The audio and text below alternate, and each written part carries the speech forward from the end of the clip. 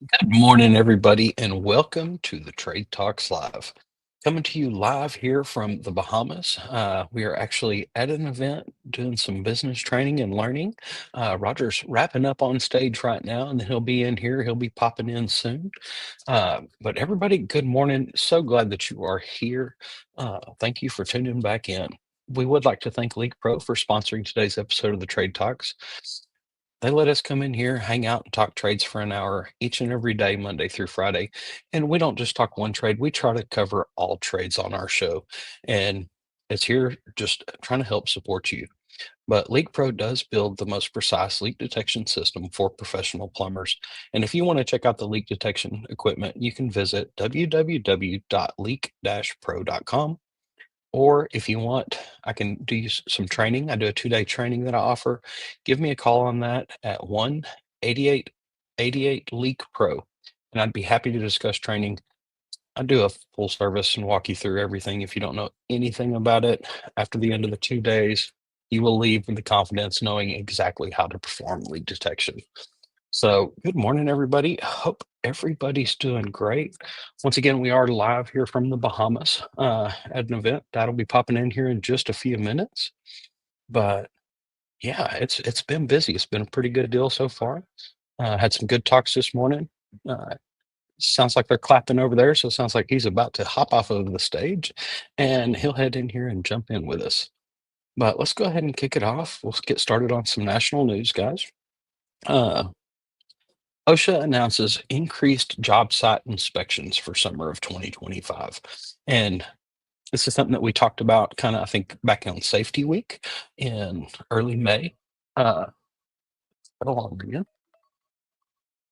Um, but OSHA is going to increase job site visits throughout the summer. And summertime's here. It's going to be hot. They're wanting to make sure that you've got all the right things in place, especially with the heat that's coming. Uh, OSHA steps up random job site inspections due to rising heat related incidents and ongoing safety concerns. And I'm pretty sure that we said, you have to have a written procedure to help prevent heat related incidents. Um, there's a lot of devices now that you can kind of use to keep an eye on temperatures, things like that, to help prevent guys from actually overheating. So I think that's a real good one. Uh, OSHA is targeting the high risk activities such as trenching, scaffolding, fall hazards, and heat exposure. And guys, we know it's summertime. It's hurricane season. It's going to be hot. It's going to be humid. Drink plenty of water. So important. Uh, but be ready because OSHA, there's a good chance this summer they could hit your job site any day. So be ready for it. Make sure that you are following the right steps and procedures and have everything in play. Uh, I can remember a job I was on one time. They're like, look, OSHA's coming. Everybody shut down and go home. Why are y'all shutting down and going home? We got work to do. Like we're on a schedule. No, I can't just shut down because OSHA's coming. Let me walk and verify that everything is in its proper place and procedures and everything's cruising along good because we played by the rules. OSHA can come out. That's fine. Make sure all caps are on the bottles, all the things, because I was a pipe fitter welder. So it's like, okay, here's all the boxes. Let's make sure they're checked and just double check it real quick. But employers are encouraged to proactively address safety protocols.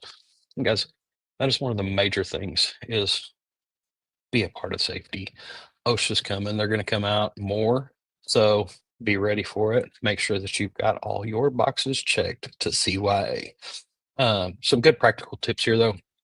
Regularly update your safety plans and ensure compliance with the OSHA standards. And this is where I was talking about, all your written plans for all the heat related illnesses and preventions, things like that. What are your true protocols at your company? And how do you take care of your guys? What's the actual, make sure you've got all your OSHA posters hanging, they're mounted to where everything can be seen because that's super important too. But you really want to conduct some frequent toolbox talks that are focusing on summer safety risk. Make sure you're hammering it into your guys and your gals. Look, y'all drink water. Drink water, drink water, drink water. And then also, one of the best things that you can do is train your crew for the signs of heat related illnesses or anything like that. If you see somebody and they're out there getting it and they're sweating, they're sweating, they're sweating, and they stop, get them to a cool place because that is one of the big signs something bad is about to happen. So definitely keep an eye on that. Make sure that you are keeping your crews informed and having these daily toolbox talks. Just keep reminding it, look, whenever you start getting too hot, hey, go sit down in a cool area, turn a fan on, cool off a second, get you some water, cool off, then go back to it. Uh, some different things that we had, like if you're working out in the heat, in the sun, on rooftops, things like that. Okay, you work 45 minutes. Hey, then go cool off for 15 and take a little break. Uh, hey, welcome to the show. How are y'all doing today? Doing good. How about you? I'm doing wonderful. I want to say, number one, sorry guys that I'm running late. I literally got called on stage 20 minutes before I was supposed to be on here to do about a 25, 30-minute talk, but I was able to get through it pretty quick and get over here. Hope everybody's doing wonderful. Yeah. Um, but I was just kind of wrapping up on the national news about the OSHA, announcing that they're going to do more job site inspections this summer because of the increase in the heat related illnesses. So, And people got to be ready for that. I mean, they've got to be. man, that's it. Like plenty of water stations, uh, popsicles, popsicles, watermelon. We would do so many different things on the job for summer just to help everybody hydrate as much as possible. And it is so important because before you know it, whenever you're working, yeah, we're used to getting hot and sweaty and working hard, and we don't think anything about it. But with those extra digits out in the heat, it can kick you in your butt before you know it. So keep an eye on each other out there. Very important. And the thing is, too, the watermelon, it's not the spiked watermelon. Don't do No, that one. yeah, yeah, no alcohol for the job site. And matter of fact, even Watermelons. no energy drinks. The airport would not let us have energy drinks on the job. So guys, look, that there's too much stuff in them that can really lead to heart problems and things like that. That don't put yourself in that situation. Yep. All right, so let's talk about the bottom line and maximizing profitability during peak construction season. And I love this because during peak construction season, when you're doing your most work, hopefully making your most money, you want to figure out how to maximize your profits because that is going to be able to be used later to something that maybe carry you through when times aren't quite as good. So increased demand can significantly boost the profitability if it's managed properly. And there's different things that you can do to make that happen. First of all, prioritize jobs with the highest profit margins. Now, we talk about that a lot, especially when a residential service company, because it's called dispatching for profits. You want to make sure that you're not having a plumber go change 3 flappers one day where he could go out and look at a slab leak. The profit margins are going to be freaking completely different. And you've got to learn.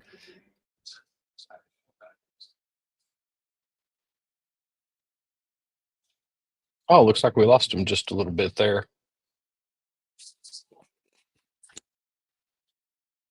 If that's my end or his.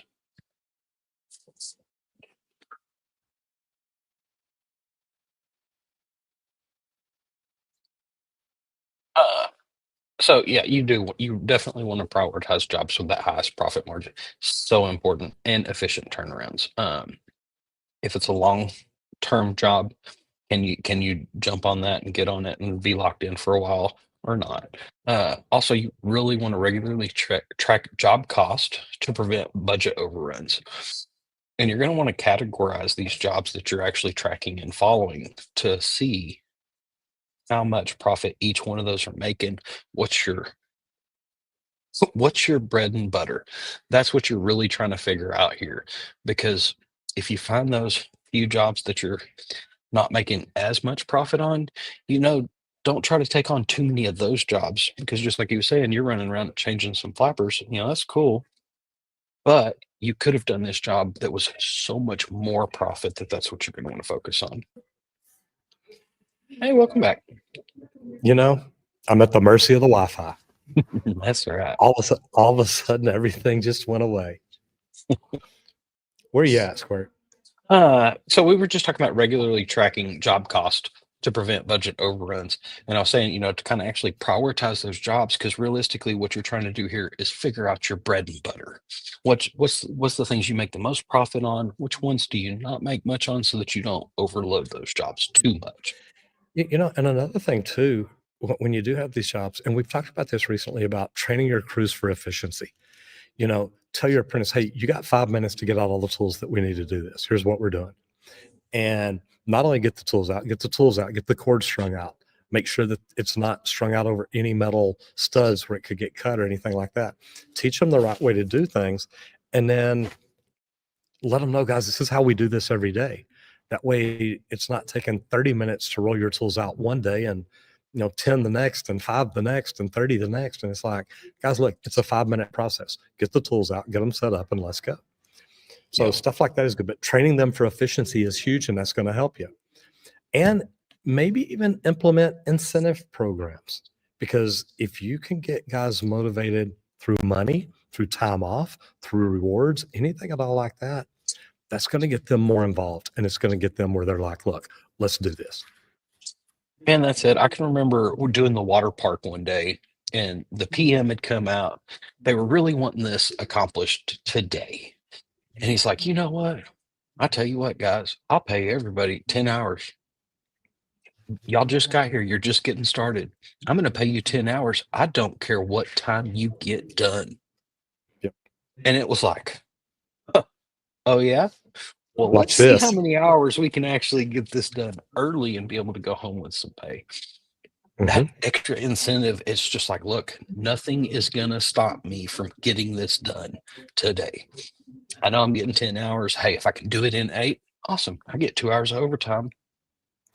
And I already did the work, because If I can do it in 5, that's it. Like, as long as I'm matching the labor hours that were estimated and beating them still, absolutely, everybody's making money. And that's a great incentive for both sides. And sometimes you can adjust your scheduling or pricing or things like that during busy seasons. There's a lot of times that some people are like, look, like HVAC service calls. You know what? They're more expensive in the summertime. I'm sorry, but they are. HVAC people understand this is our busy time of year. It costs more for us to come out right now. But the reason is, it's supply and demand. And I talk about supply and demand all the time, because with the lack of people getting in the trades, more people retiring, it's harder to do. So you've got to look at it and say, look, what do we do here? Figure it out. There's ways to make more money, always. Right? Yeah, rolling into safety. And this is kind of a little more. I know I started out, making the awareness about OSHA increasing job site visits, guys. Absolutely. But here's the part: you are going to have to protect the crew during these increased OSHA inspections. Like I was talking earlier, you can't just send everybody home. No, don't do that. What are the rules? What are the guidelines? Because guess what? We're still trying to get the project done on time and safe. Yep. Safe is the key to most everything, and profitable, of course. But increased OSHA inspections demand proactive safety measures to protect your business and your crew. Okay. And a big thing is, you are going to want to clearly document all safety trainings and meetings. So if you did a heat awareness training, guess what? Document that. Get all the guys to sign that roster saying that they were there. That is proof that you are doing the things that your business has to do, and it's covering your butt for anything that does happen, or when OSHA shows up. You've got it all ready. You're like, yeah, oh, here's my logs from this year so far. Here's everything we've been doing. Here's what we've been training. Here's our toolbox talks, whatever. Also, ensure that all safety equipment is properly maintained and easily accessible. And like, even something that we were talking about earlier is the heat canopies. Okay. If you've got guys on the roof, give them that canopy, that shaded spot, if it's possible to put it in the place. Give them somewhere nice. Some of these are safety things, and you don't think about it at first, because it's like, oh no, it's shade. That's a safety device is what that's doing. So do that. Also, make sure that you assign a safety officer or a lead for each crew to manage that compliance daily. There's times we're all human beings, okay? Things happen. We pull off our safety glasses while we're looking at prints or something like that, and we go to walk off to do something. And it's like, hey, bud, you left your safety glasses. You better go get those on. It's like, oh crap. We're all humans. We make some mistakes. So make sure that you've got somebody that is always keeping an eye on the safety side of everything and making sure that everybody's doing the proper steps that they should be doing. I think that's I want really to say, I want to say hello to Mr. Kevin Hawthorne real quick. Says good morning from Lakeland, Florida. Actually, me and Randy will be in Lakeland on Thursday, or be in Florida on Thursday. Him for a little bit, me for a few days. That's it. Another thing too is having a safety officer, Randy, is a big deal. And you know, we've worked on some big jobs, and I was thinking about this a while ago when you talked about clearly document all the safety training. When you were at Parkland, how many different safety stickers did you have for either fall protection, for on-site job safety, going through the safety training for the job? I mean, everything is documented rigorously. That's it. Like we did stickers. We even did stickers for our lift certifications. And the main reason for that was so anybody on the job could look and go, oh, you know what? Yep, they're trained to operate that equipment.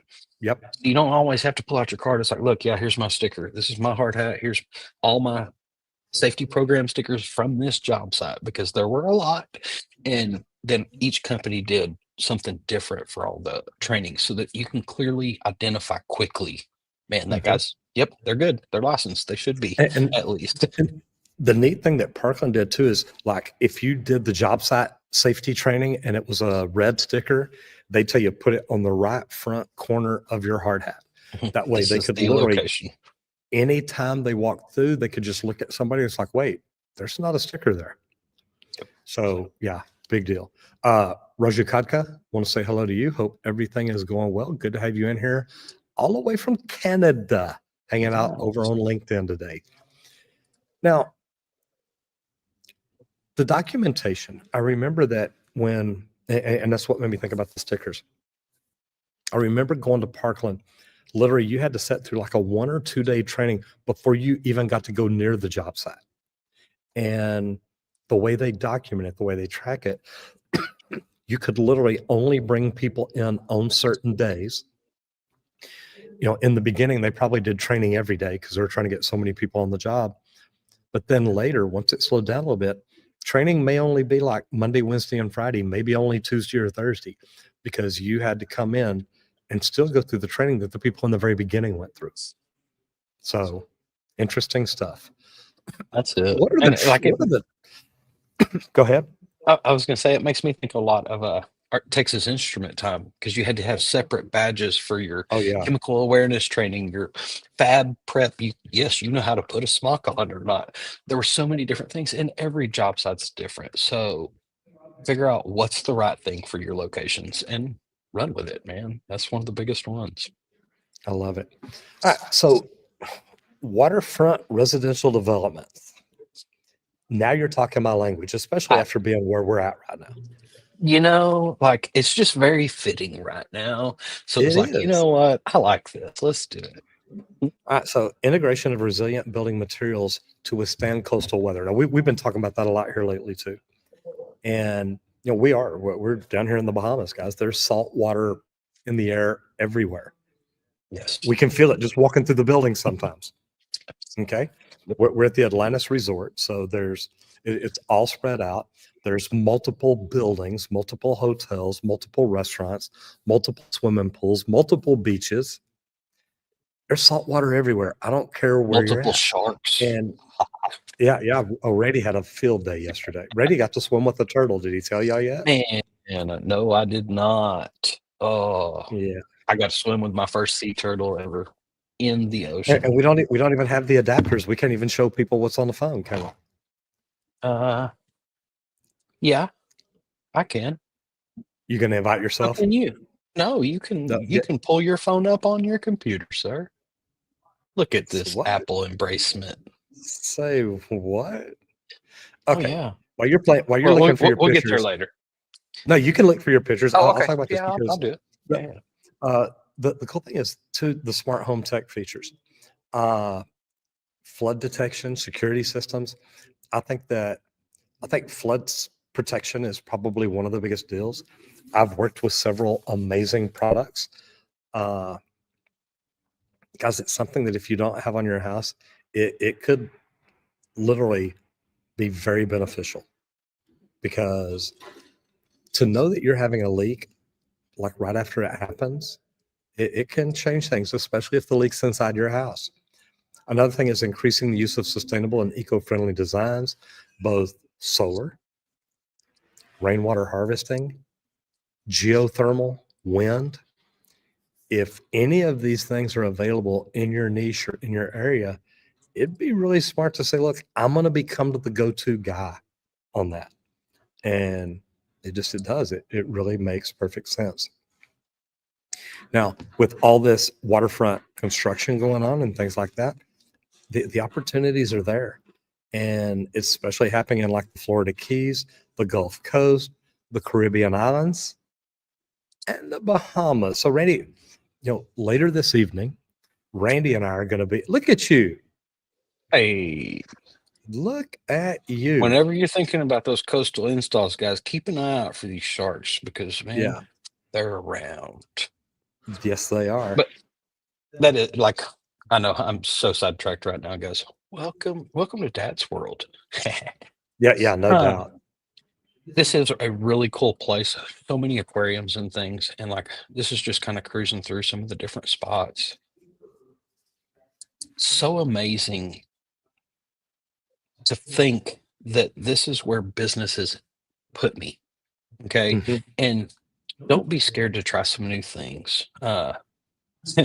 I was a anti-social media guy a couple of years ago. Now look, I'm live on YouTube and enjoying it. And I would not have thought that a couple years ago. But And we talk about that a lot. that's it. And we get to do some really cool things. Coastal installs is going to be a neat thing. Like I would love to live on the water, especially if you can go snorkeling and do things like this on a Yeah, the everyday heck with basis. the heck with snorkeling. Wait till you go Time for scuba diving. diving. Yep. Yep. Very, very That's neat. it. Just some beautiful views out here. Kind of neat, man. So yeah, I I'll love take that. some more. Yeah. No. Randy says, Dad, we can come back here anytime you want to. All right. So we're going to go over into mindset growth. And I love this because this is one that I'm asked about a lot. And it's navigating the work-life balance during busy construction seasons.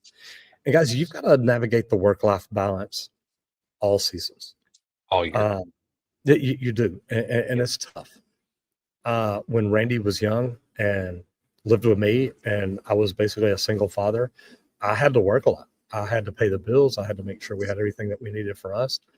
And I probably worked a lot more than I should have at the time, but I knew that, look, we've got to pay our bills. And at the time I was just a hand. Nothing wrong with that, but that's what I was. I was a plumber in the field. And when you're working for a company that says, hey, we need you to be here at 6 a.m, and what squirt, you got to figure out how to get yourself to school because I've got to get up and I've got to go to work. And sometimes I'm exhausted. He's coming in, getting me up. Dad, you got to get up. You got to go to work. It's like, okay, I'm going. Your alarm's been going off 5 minutes, bro. I know, loud. The neighbors could hear it, and I'm laying there sleeping through it. But navigating that balance, it's important because that's how you're going to prevent burnout. And you hear Randy and I talk about burnout a lot. Randy literally, he knows exactly how long he can work 12 hours a day. And once it gets up to that, it's like, okay, guys, I need time off, or I need to go back to 40, or I need something to happen. I can't do this anymore. And there's a big research in the union, and I'll have to go back and find it. But it was literally about when you start losing productivity. We work overtime to get more done. But to be honest, after just a few weeks of overtime, productivity goes down to where you'd get more done doing just 40 hours a week. Now, nobody likes hearing that, but it's true. But the ways to get through it, encourage your crews to take short breaks a little more often and have regular downtime. One good thing too is if you've been on overtime for a while, rotate your guys. Tell one of them, hey, you take off tomorrow, you take off the next day, you take off the next. Give them a day. A lot of times, if you're working 7/12s, you need a day just to get caught up on crap at home. Yep. A It's day's hard to nice. do. It is. Just one day is like, oh my gosh, I got to sleep late. I didn't have to get up early. I was able to pay my bills, go to the grocery store, do whatever it is that you need to do. But then also have clearly defined work schedules and minimize the overtime when possible. When you're busy like that, look, overtime becomes counterproductive. Your guys, they lose their mental mindset, they lose the edge. They get to the point where they're like, look, I just don't want to be here right now. I'm exhausted. I'm tired. I'm just going to get this done. And there's no rush to get it done. And that's what you need. But you've also got to be able to foster a culture of open communication about workload and stress. Randy knew after 3 months, it was time to start talking to his boss saying, hey, look, in the next couple of weeks, I'm going to disappear for a few days and I'm going to have to. Yep. So you just have that communication open and let them understand that. How was balancing your work life, your work and your personal life and things like that? How hard was it to do throughout all the years in the union? Man, like, so I was working 7/12s for 3.5 months. I was working nights for 3 of those months, I think it was. I had my 4th child in the middle of that. I was the guy, it's like, "Look, I'm only taking a day off, boss." He goes, "You're taking 2." "No, boss, I'm only taking 1. The crew needs we need to be back, da, da, da, da." And then, after the day, I called him and I'm like, "Yeah, I'm gonna go ahead and take that 2nd day. You're right, like, I really want to, I can, but I have to take this time for the family." And you've gotta know to do that sometimes because you just have to. And work was important to me. I was running my crew and it was like, look, if I'm not here, you've got to you're running that crew and my crew and all this stuff. That's not fair to anybody. So let's see what we can do to dial this in. And Mhm. it worked out. Like he's like, You, look, you've run your crew so well. They know exactly what to do for right. 2, 3, 4 days. Like they know what they're doing. Mhm. They're not going to slow down much. Yeah, they might need a little something, and that's fine. I'll help them out, no problem. And Absolutely. you've got to realize that reality. Yep. Guys, anybody that like to learn to do what we do, I teach YouTube. I know that sounds crazy, but I teach people really more about the mindset that they need to get over. Everybody thinks, look, I cannot do YouTube. I don't have the right gear. You know what? I'm sitting here talking to a laptop. I've got an iPhone in my hand, all kinds of fun stuff. But here's the thing, at the end of the day, you don't have to have the greatest gear in the world to start. You don't have to have a ton of followers. You don't even have to have a ton of views. Just get started. Everything else will come along. And then once it comes along, you can update that gear if you need to. I made a webinar teaching people about YouTube and about these fears that they have. If being on YouTube is something that you're even interested or even thinking about, go to www.justmattroger.com and just check it out. Get in, watch it, and maybe you'll say, you know what, Roger's right. I can just set up a phone and do it. It's not that hard to do. So it may be worth it for you. Check it out at www.justmattroger.com. Everybody, we would like to thank League Pro for sponsoring today's episode of the Trade Talks. They let us come in here and talk trades each and every day, Monday through Friday, for an hour. And we do build the most precise leak detection system in. Sorry, I just. The most precise leak detection system for professional plumbers. I guess you left a lot of the cameras going over there, so I think your phone's Oh, still rolling. I did. Do you think Okay. what's still rolling? Your phone? I guess it's the other phone. Oh, it is. Okay. Sorry, everybody. So I build a couple different pieces of equipment. I always suggest checking out the complete kit. You can visit it online at www.leak-pro.com. In the complete kit, it comes with both pieces of equipment. It's got the probe, got your T-handle style with a stainless steel rod, super durable, to probe in and out of the ground and kind of take a listen. But then also you've got that Sidekick. The Sidekick is one of my favorites. because it's got an aluminum rod on it and it enhances that sound so much that it's like it screams. But the best part is you can listen through concrete with it because that aluminum rod, it enhances it enough that it kind of eliminates that layer of concrete that you're listening through. Um, Also comes with a remote controlled outlet, so you can be a one-man operation to turn your air compressor on and off from the location which you find the noises at. And that's how we pinpoint locate leaks with Leak Pro. So once again, you can check that out at www.leak-pro.com. But also, I offer a 2-day in-person training where I'll teach you how to come out, locate lines. I've got 11 leaks under a slab. We'll go through and pinpoint locate those. I've got one outside of the slab so that you learn what that sounds like too. But then also I've got a couple sewer systems set up, one cast iron, one PVC. That way we can go through and teach you how to do isolation tests in the main, in the branch lines, all this stuff to determine exactly where a sewer system's leaking also. The guys, even better, we'll teach you how to market this in your area so that your phone will ring to do these services for your customers. So give us a call at 1-8888 Leak Pro. I'd be happy to discuss the equipment or the training with you. I want to say a special shout out there, Mr. Stanley Orchard in the house. Brother, how are you doing? I hope your book sales are doing good. Saw that the other day. Congratulations to you. Great having you in here. Okay, so all trades. And this is something that really is beneficial to everybody, but it's improving communication between the trades, practical tips for busy job sites. And communication between all the different trades is paramount to making a job go smoothly. If you're not communicating, if you're not talking, if you're not doing stuff like that, guys, it kills you and it'll kill your job site. But effective communication reduces rework. We talk about that a lot. It increased productivity, increases it all the freaking time, and it minimizes the job site conflicts. Now, not to say there's still not going to be conflicts, because trades don't like each other. I don't know why. It is what it is. But you can minimize It takes that all of if us. you're communicating. Yeah, if you're communicating, if you're talking, if you're working together, it's a much friendlier way to be on the job site. Definitely. And if you're getting along with those crews, guess what? When you need in a location, you've become buds at that point. Oh man, yeah, come on in here. Get in here real quick. Yeah, do your thing, man. We'll get out of your way a minute.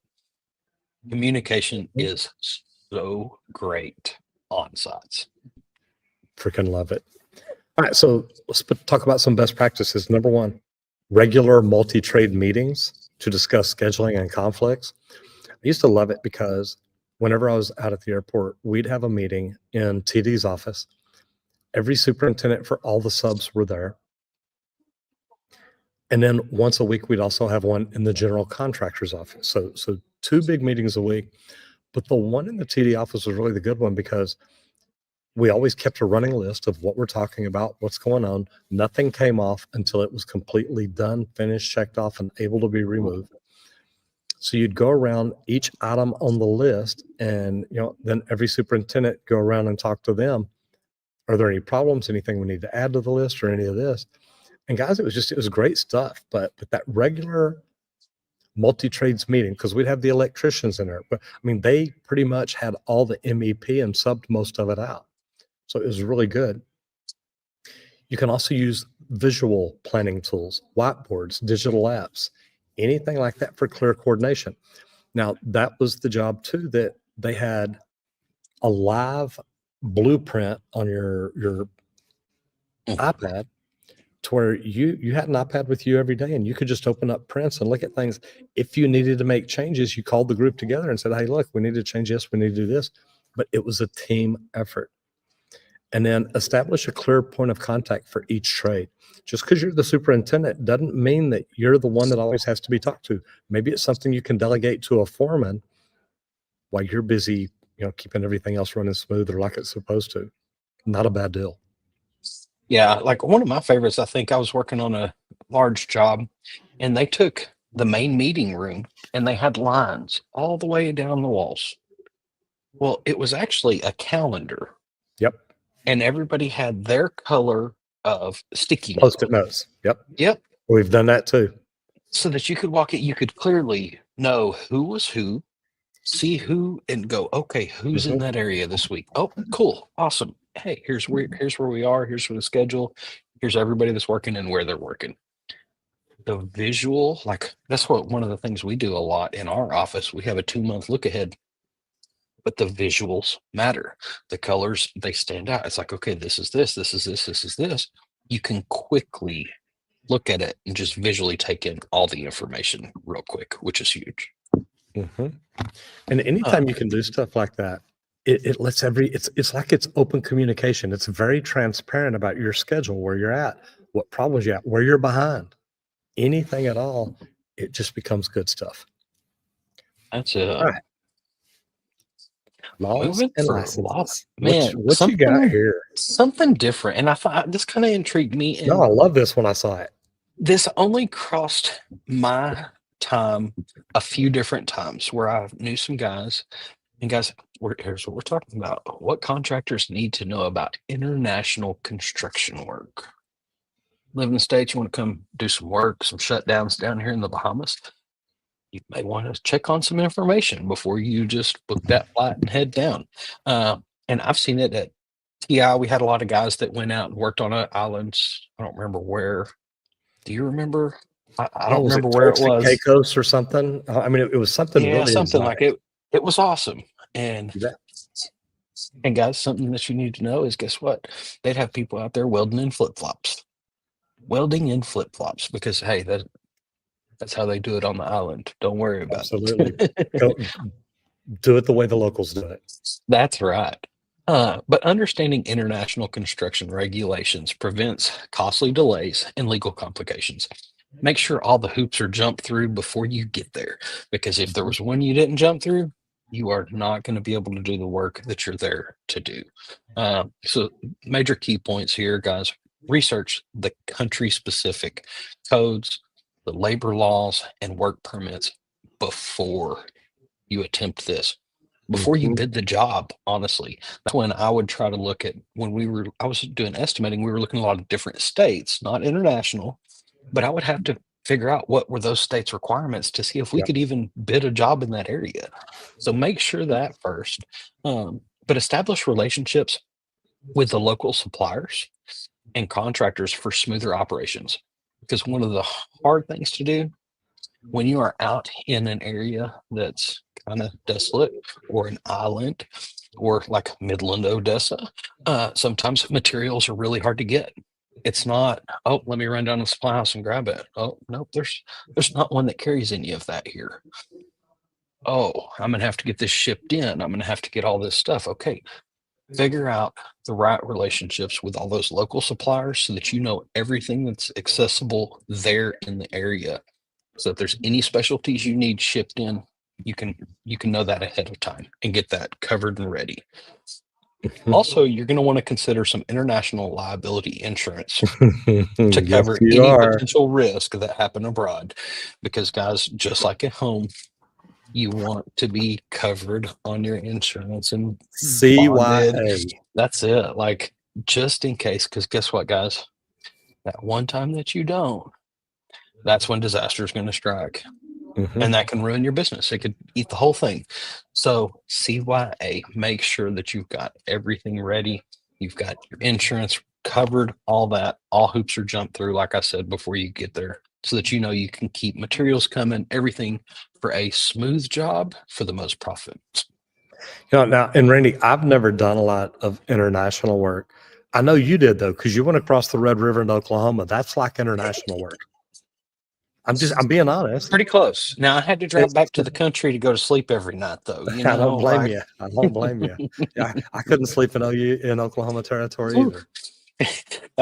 that's a funny thing. We were doing that job. I said, "Well, boss, I'm gonna have to sleep in Texas, though. So yeah, I'm gonna need a hotel, and yeah, I'll just make that drive. It's okay." Absolutely. Uh, It's a shame they wouldn't put y'all up there at the hotel, but they make too much money. well, for a long time, they gave us a super discounted buffet. So that was our perk for working there. Is we got like $5 lunch buffet at a Oh, casino that's a good deal. for everybody. until the job got so big, and then they were like, okay, we're going to have to cap that. It's going to be 10. And Yeah, they have da. 500, 500 tradespeople lined up to eat a Yep. $5 lunch. All you That's can it. eat buffet. All you can eat Yeah, buffet. you got your money's Rough. worth. I guarantee it. Well, that's it. Yeah, Because like we would shift on buffet days that we knew we were all going to the buffet. It's like, okay, guys, no break, no morning break. No, right. We're going. we're We're taking going at that long 10:45. lunch Yes, so we that we are. can eat. And I know y'all ain't gonna be worth a crap when we're done eating. Absolutely. You gotta love it. That's it. Stanley Orchard says thank you, sir. It means the world to me. Doing better than I deserve, and the book is doing better than expected. Love and life today. Good for you, sir. I got to figure out Congrats, man. that That's good. funnel marketing stuff. So yeah, I completely get it. Okay, business training. Now this is a good one because easy steps for contractors to improve online visibility. Start doing YouTube. Okay, there. The section's over. Next. Next, we're maybe moving not. on into vehicles. Yeah, moving on to the vehicles. Now, effective online presence boosts your leads, boosts your credibility, it boosts your expertise. You become seen as the go-to expert in your niche or industry. I love that. It's been really good for us. Mhm. I was telling people at the end of my speech, Randy, about walking into the conference center in Orange, California, Mhm. and trying to walk 100 feet, and it took an hour. And it's just like, it's nuts. I know, and like I'm a super structured guy.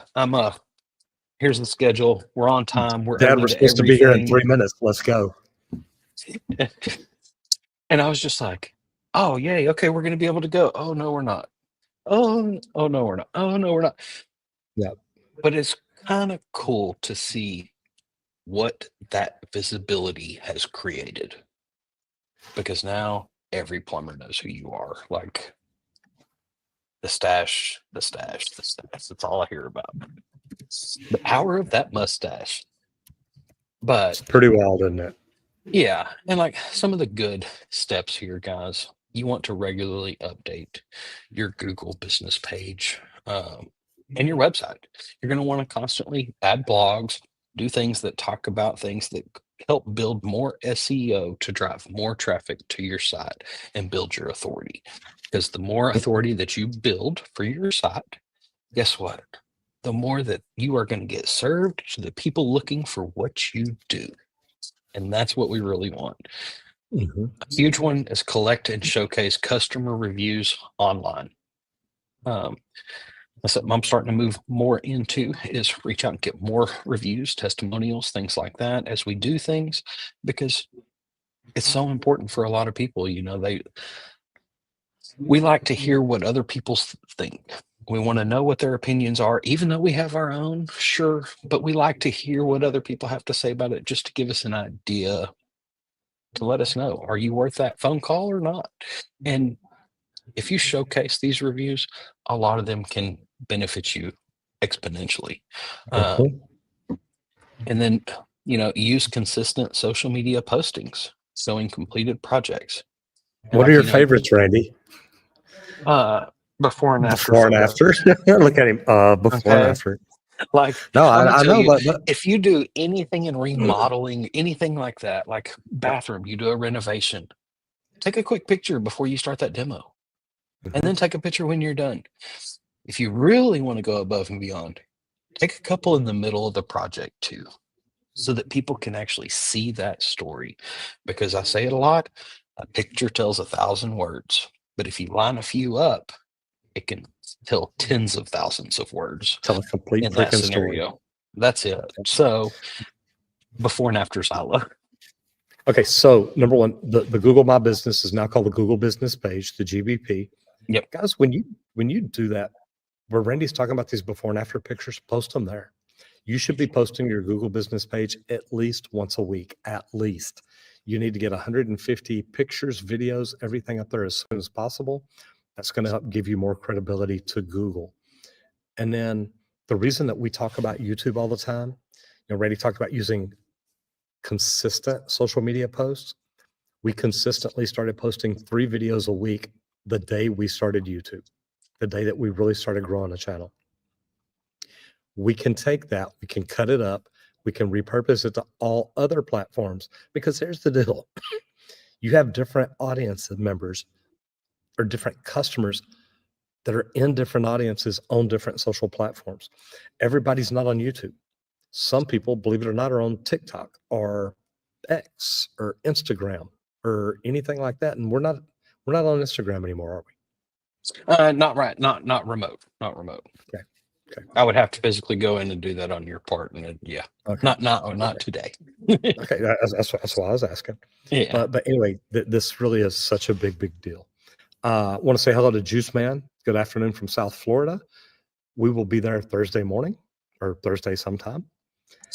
Brother Apricot, what's up, brother? Says I'm doing before and after photos, videos on a full sewer system replacement now.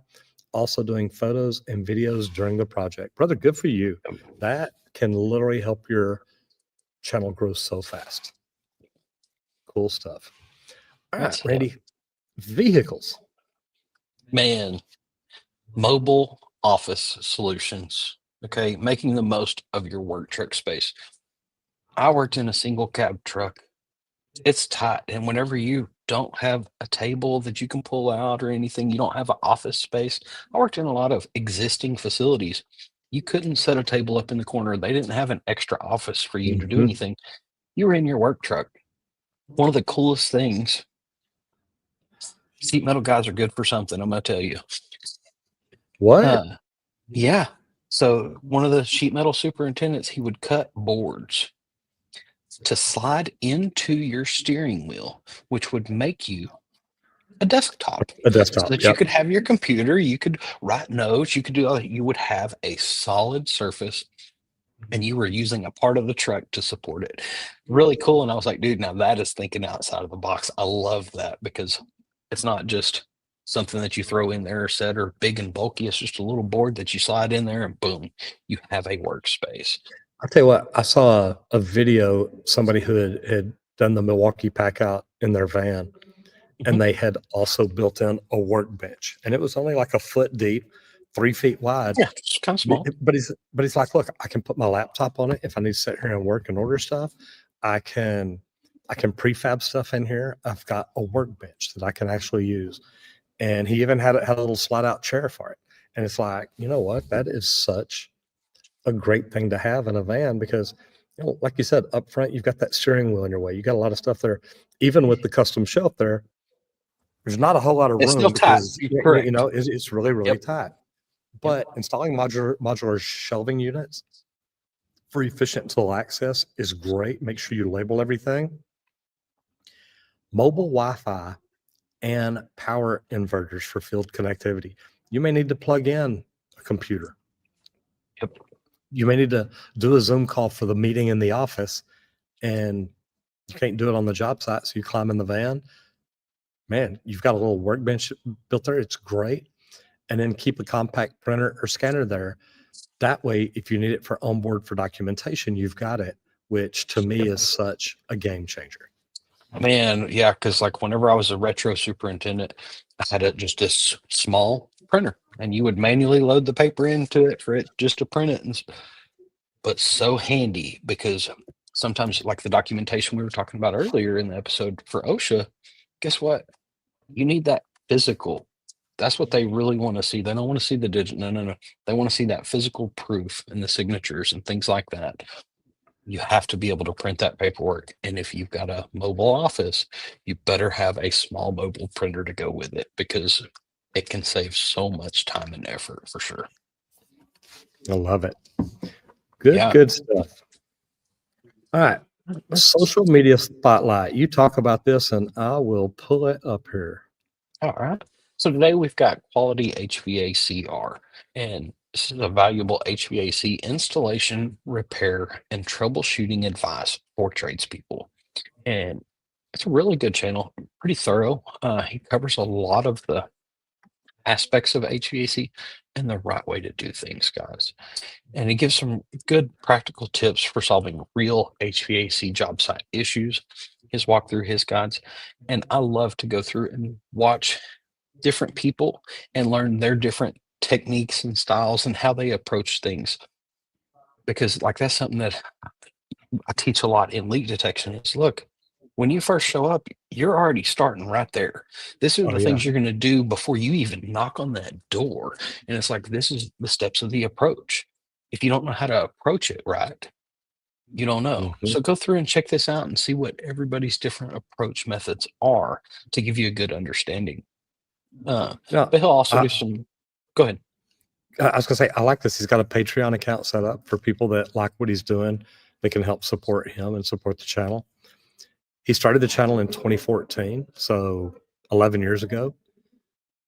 117,000 subscribers, very nice, and almost 14 million views. That is really, really good. And do what we normally do here. The latest videos, he doesn't do a lot on thumbnails. It's really pictures from it. Looks like the video. Nothing wrong with that. I like the way he put his meter over here on top of it. Calling out electrical hazards. There's all kinds of good stuff here. I love what he's doing. And I like this down here. I dropped out of high school to start HVAC. There's nothing wrong with that. Hey, sounds like some If people you I know. I'm just saying, if you've got to drop out of school to support a family to do something like that, the trades are a great opportunity. Yes, So, they most are. popular video, number one reason why ductless units fail and how to fix it. 3 years ago, 883,000 views. Very nice. I like the way he's got the Milwaukee toolbox, but I also like the way he's got the dive stripe across it, like the dive flag. Yep. I do. I love that. Because I've I'm been a hanging scuba out with a diver. lot of So divers this week. I know. Don't you just love it? They're ganging up on I, me, guys. Look out. I like this stuff. Though. He does. He's got some really good stuff. Should you choose HVAC as a career? My honest opinion. You know, his videos, if you look at most of them, 15 minutes. That's a very good length. He does have some longer ones, and he's got some shorter ones too. But I like the fact he's spending time doing this. Let's see something here. The latest a day ago, 3 days ago, 4 days ago, 6 days ago. So he's putting up videos every 2 or 3 days. What made you pick this channel, Squirt? Yeah, just I like to see real people doing real stuff on YouTube. And that's growing more and more. And I think it's a good thing for a lot of the young people. Like, we need more people in the trades. We're always saying that. Get in here and showcase your work. That's what helps this younger generation become intrigued. Because if they can sit there and watch some of the things that we do and we talk about how that made us feel, because I've done some installs that made me feel like Michelangelo. Okay. A super artist because I did it to that perfection. I wanted to take the time to make it the best install I possibly could. And the pride that that gives you whenever you're done and you step back and it's like, oh my gosh, like I just did that. Like it took the extra time, but look how professional that install is. It sets you apart from everybody else. But go through and learn a lot of these different guys' techniques and styles, like I say, but it's things that they really do. And then we teach others how that makes us feel. That's going to make people want to join the trades and provide for themselves because, man, I think it's becoming one of the fastest tracks to millionaires more than it's ever Oh, been now. we There's hear more it all the time. opportunities. That's it.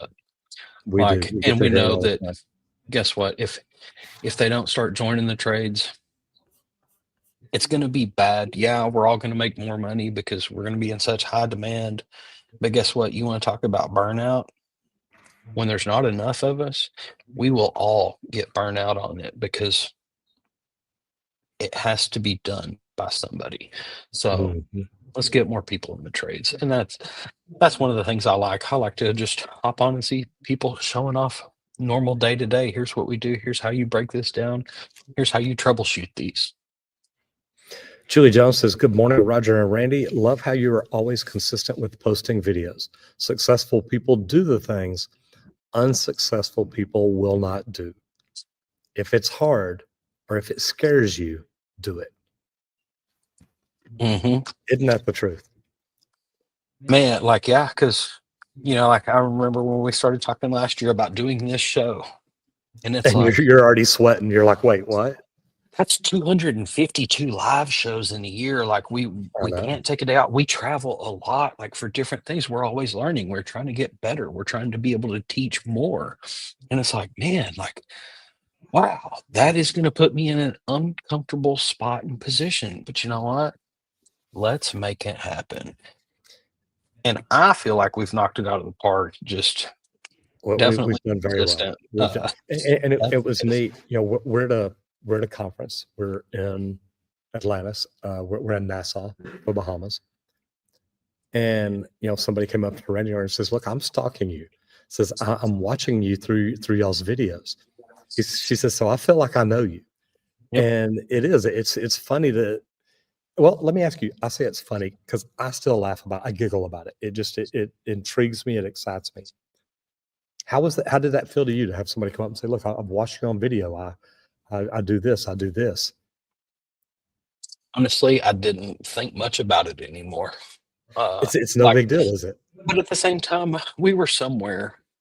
Oh, we were in Vegas. We were at our restaurant, and the new Okay, guy, the new waiter, remember you bet. this? Yep. The new waiter didn't recognize who you were. He was, Right. oh, I recognize you, not him so much. And I was like, wait, what? Okay, like, wow, cool. Okay, I mean, like, that's just intriguing to me because you have a big following, and I haven't been on social much, but enough that guess what? It's getting That there. stood out. It let me know that guess what? People are aware of you. They're starting to notice, and Mhm. it's been really neat. But yeah, it didn't bother me any. It was just kind of like, okay, yeah, I'm sure I have a lot of Facebook stalkers out there, but hey, awesome, love it. Check me out, and like a lot of guys, they're like, man, I didn't even know Roger had a son, and it's like, yeah, I'm here. We just keep on keeping on, like, and most people think that we're brothers, which is always fun. I That's know that's it one is. we always get. Yep. So Well, it's funny. I made my legroom post the other day, and the picture that I took, it shows you in it, and I've tagged you in it being with me. And the guy says, "Do you ever let your brother have that seat?" Pretty funny, yep. guys. If you want to learn to do what we do, if you want to learn more about YouTube, but you think, look, I don't have the equipment, I don't have the gear, I can't do this. You think I don't have the followers, nobody's going to watch this, I don't have the views. You will have, you can have. Start with what you have. It's not hard to do. But if you want to learn more about it and understand why these myths should not be stopping you from doing what you should be doing on YouTube, I made a webinar. It's free. Go watch it, listen to it, learn from it. All you've got to do is go to www.justmattroger.com, check it out. And then when you're back in here, let me know what you thought about it. I promise I would love to hear what you have to say. Thank you, guys. And everybody, we would like to thank League Pro for sponsoring today's episode of the Trade Talks. They let us get to come in here, hang out, and, talk trades each and every day. But, you know, why League Pro is so important to me, guys? My whole family's plumbers. Okay. I want to give back to the trades somehow, not by just working the trades, not just teaching new guys what to do. I want to build the tools to help you excel in your trade and boost your business. I want to help plumbers. My whole family's plumbers, and one of the biggest things I always heard about growing up is leak detection guy stole my job. I had to sub it, I needed them to come do it, and well, they ended up just doing the job, and I never got the call back. I hated to hear that. That's why I build Leak Pro and like to help contribute back. And we build the most precise leak detection system for professional plumbers. It's user friendly, easy to use, push button activation. A volume knob is the only adjustment on the whole thing. So check out our equipment. I always suggest the complete kit. Comes with the probe and the sidekick for outdoor and indoor under slabs. So visit www.leak-pro.com to check out the complete kit. But also, if you don't know how to do leak detection, give me a call. I do a 2-day training, and I will run you through every part of the process to locate the lines, pinpoint, locate the leaks under slab, out of the slab, even locate them in sewer systems. but also how to market this in your local areas. So give us a call at 1-8888 League Pro. We would be happy to hear from you and talk about the equipment or the training to enhance your business. Guys, I just noticed there's like a aura around me. I'm glowing. You There's are. like horns on each side of my head right here. I picked a good spot and just looked down There and you noticed go. that. I thought, man, life is beautiful today. The thing Randy didn't mention is we appreciate y'all doing this because this allows us to be here in the Bahamas to learn, to grow, to do the things we're trying to do. So thank you all, each and every much for being here. We will see y'all again tomorrow. And I want to tell Raju, he says, yes, no excuses.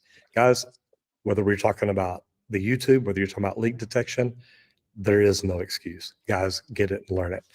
Whatever you do out there today, do it safe and have fun.